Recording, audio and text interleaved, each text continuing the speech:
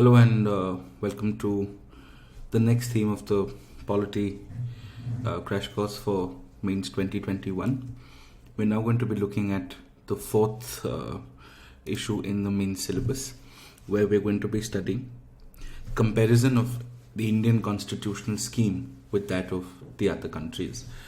Now, this is often one of the most misunderstood topics, and sometimes a lot of students get into unnecessary detail, and sometimes the questions that are often asked from the UPSC side seem to be very abstract, but they're actually not. There's always a reason behind it. So the best way to actually study this is to go through the past year questions and see what is it that exactly is being asked by the UPSC. And of course, to give you a little bit of insight, this has not been asked a lot.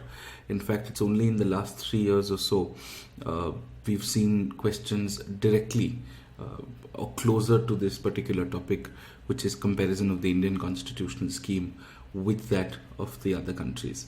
Now, let's look at some past year questions. There are a total of 3 questions in all. And let's look at the 3 questions and let's understand, is it really comparison that they're asking, or they're asking something else? So when we look at the 2018 question, the question says India and US are 2 large democracies. Examine the basic tenets on which the 2 political systems are based. It's a 15 marker for about 250 marks.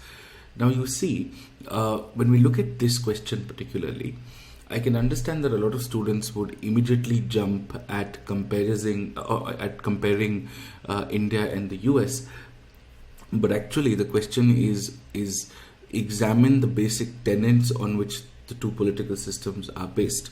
So this question is actually a question on parliamentary versus a presidential form of government, and what are the key features and how are they different from each other, and probably give examples of India and the US while explaining the 2 systems of government. So it has a lot more to do with parliamentary versus presidential, as opposed to very specifically India and the US. And the reason that was obviously asked is because US elections were in the news, and of course there was supposed to be a change in guard. Now, in 2019, there was a rather confident question from the UPSC, which was again a 10 marker for about 150 marks. And the question was, what can France learn from Indian constitution's approach to secularism? Now, the reason they particularly mentioned France is because of a series of events that have happened in France over the last few years, right from banning the burqa to the Charlie Hebdo movement and so on and so forth. But if you look at it, the question essentially is, what is it that India does as far as secularism is concerned, and how is it largely different from France, and what can France learn from that? So this was actually a question on active versus passive secularism, and how Indian form of active secularism is not only regulatory in nature but also welfareist in nature.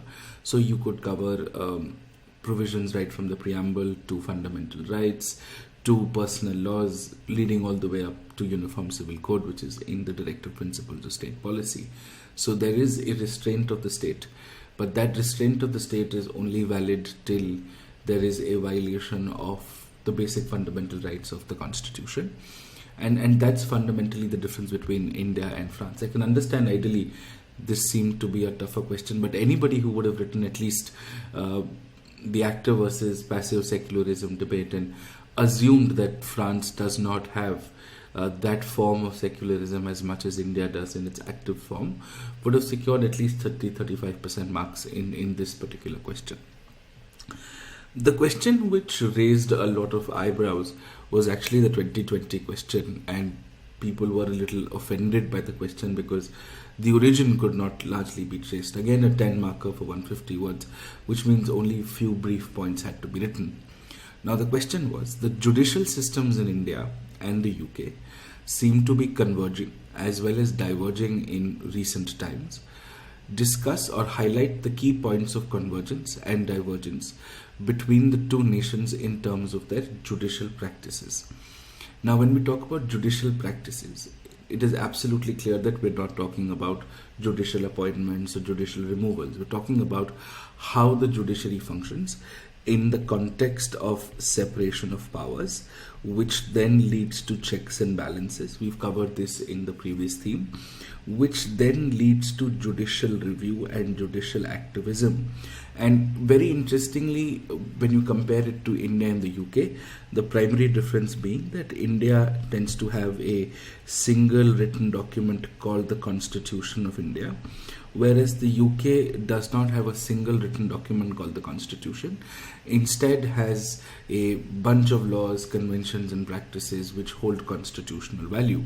So how does judicial review fundamentally function in a country with a written constitution as opposed to a country with an unwritten constitution? Now, the reason why this question in 2020 was asked is because towards the latter half of 2020, closer to the mains exam of last year, the UK Supreme Court had struck down an order from the Queen of England to prorogue the Parliament, because the order from the Queen of England was based on primarily the advice of the Prime Minister. And this was largely in the context of Brexit and how this could essentially manipulate parliamentary sovereignty. And how the Supreme Court of the UK shot it down. The case obviously went on appeal from the lower Scottish courts up until the Supreme Court. I very categorically and distinctly remember there were two articles, one in the Hindu in the last week of September and one in the Indian Express in the first week of October last year. And particularly in the Indian Express, where I think the article was written by Upendra Baxi, who is an exceptional constitutional scholar of our generation, and I've had the pleasure to have been taught by him in many capacities. So that was largely the context, and how judicial review in India versus judicial review in the UK, and that was the question. Undoubtedly a tough question, but this question was straight from two editorials. You could have read either one in the Hindu or the Indian Express, and both of them could have essentially given you the same answers. So that is that. So when you look at three questions that have been asked, what do you understand from here?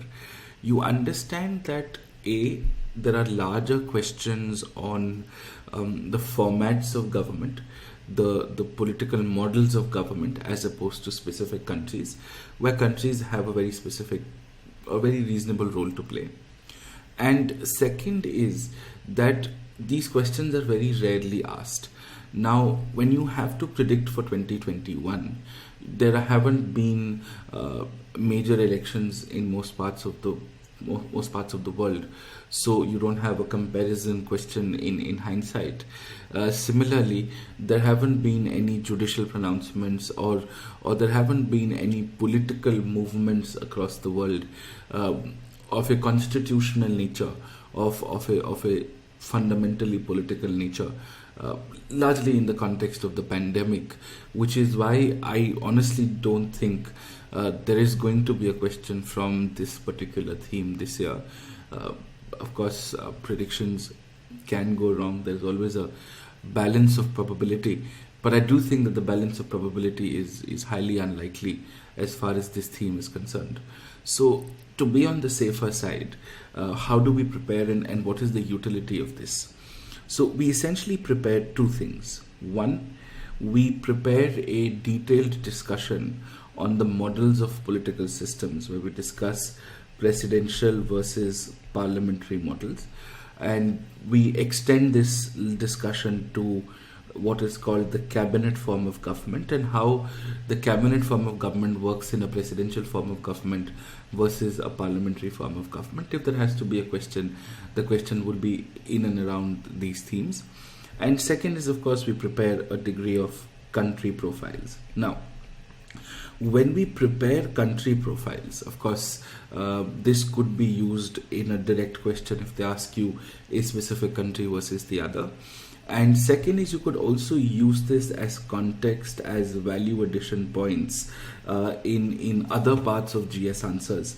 For example, when you're writing an answer on, say, separation of powers, you can give an example of how separation of powers works in the US. versus how it works in India, like we discussed when we discussed separation of powers, largely because the US is a presidential form of government, so they would have a more vibrant system of separation of powers as opposed to India. So that's essentially how we would prepare.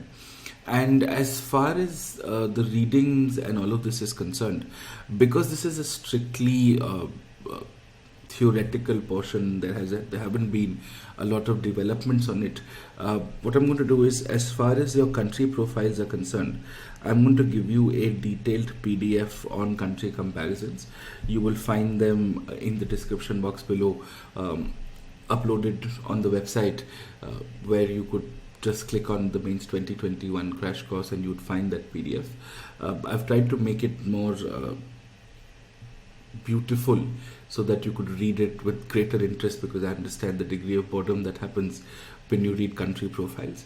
And as far as presidential versus parliamentary systems of government is concerned, I do think we will discuss this in a very brief amount of detail so that you understand and how can you use this in a larger context. So that's that. This is the analysis for it. So we'll do this in active class, and of course we'll cover the PDF as far as country profiles are concerned. And this is the utility of it. And don't take this topic a little too seriously than it should be, because its purpose seems to be fairly limited as far as this year is concerned. Thank you, and let's move to presidential versus parliamentary forms of debate.